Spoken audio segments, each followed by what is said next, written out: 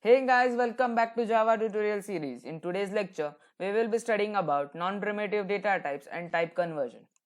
Now first, let us see what is non-primitive data types. Non-primitive data types are derived data types and is also called composite data type. Non-primitive data types are derived from the primitive data types, which includes integer, real, character, string, etc., which we have studied earlier. Examples of non-primitive data type are as follow: class, interface, and arrays. Moving on to the next topic of today, type conversion. Let me explain to you first what is conversion.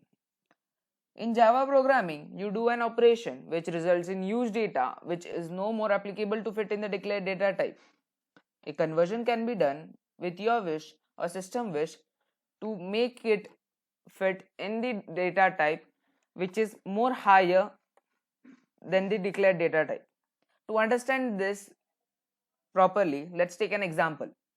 Integer a semicolon long b semicolon byte c semicolon b is equal to a plus c semicolon.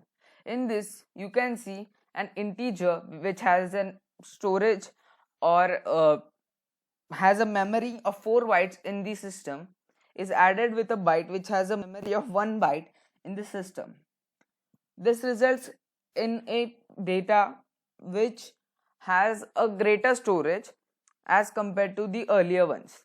So we have declared a long b so that the complete data can be stored properly. The order of hierarchy for the conversion is as follow. You can see on your screen. It starts with bytes and end with double. The next type of a conversion is explicit type of conversion.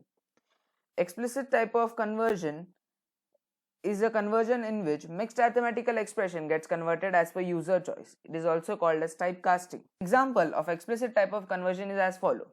Integer a comma b semicolon character c. C is equal to char in round braces a plus b semicolon. In this, the resultant a plus b will be a number which will be resembling to the ASCII code of the characters which we have studied earlier. So the output will be the character which has an ASCII code similar to the output of the arithmetic expression. That's it for today. Thank you for watching the video. The PDF link will be shared in the description box below. If you have any sorts of doubt, you can ask me in the comment section below. Thank you.